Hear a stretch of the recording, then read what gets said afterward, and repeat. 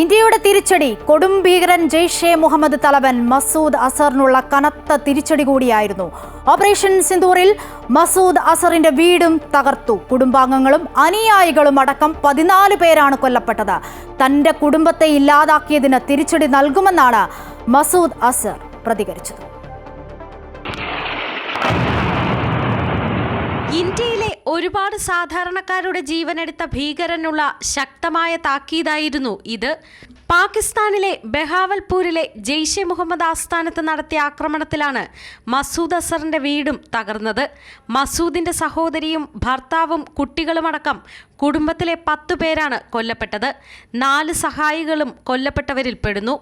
നിരപരാധികളായ തന്റെ കുടുംബാംഗങ്ങളെ ലക്ഷ്യം വെച്ചതിൽ തനിക്ക് ഖേദമോ നിരാശയോ ഇല്ലെന്ന് മസൂദ് അസർ പ്രതികരിച്ചു. താനും മരിക്കുന്നതായിരുന്നു നല്ലതെന്നും ഇനി ആരും കരുണ പ്രതീക്ഷിക്കരുതെന്നും മസൂദ് പ്രതികരിച്ചു. ഇന്ത്യയുടെ നീക്കത്തിന് തിരിച്ചടിയുണ്ടാവുമെന്നും മസൂദ് അസർ പ്രസ്താവനയിൽ പറഞ്ഞു.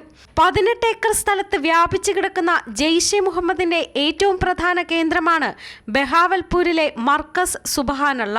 പഞ്ചാബ് പ്രവിശ്യയിൽ കറാച്ചി തോർഖാം ദേശീയപാതയോട് ചേർന്ന് കിടക്കുന്ന ഭീകര ക്യാമ്പ്.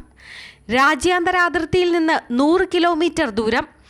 2001 പാർലമെന്റ് ആക്രമണത്തിനും 2019 പുൽവാമ ആക്രമണത്തിനും പിന്നിൽ പ്രവർത്തിച്ച ജെയ്ഷെ മുഹമ്മദിന്റെ മുഖ്യ താവളം. റിക്രൂട്ട്മെന്റ്, പരിശീലനം തുടങ്ങിയവയെല്ലാം നടക്കുന്നത് ഇവിടെയായിരുന്നു. ജെയ്ഷെ മുഹമ്മദിന്റെ ഈ ശക്തി കേന്ദ്രം ഇന്ത്യയുടെ ആക്രമണത്തിൽ തകർന്നടിഞ്ഞ് നാമാവശേഷമായി. അവശിഷ്ടങ്ങൾ കുന്നുകൂടി കിടക്കുന്നതിന്റെ ദൃശ്യങ്ങളും മാധ്യമങ്ങൾ പുറത്തുവിട്ടു. അതുകൊണ്ട് തന്നെ ഓപ്പറേഷൻ സിന്ദൂർ കൊടും ഭീകരൻ മസൂദ് അസറിനുള്ള വൻ തിരിച്ചടിയായി. News desk, Amrita TV.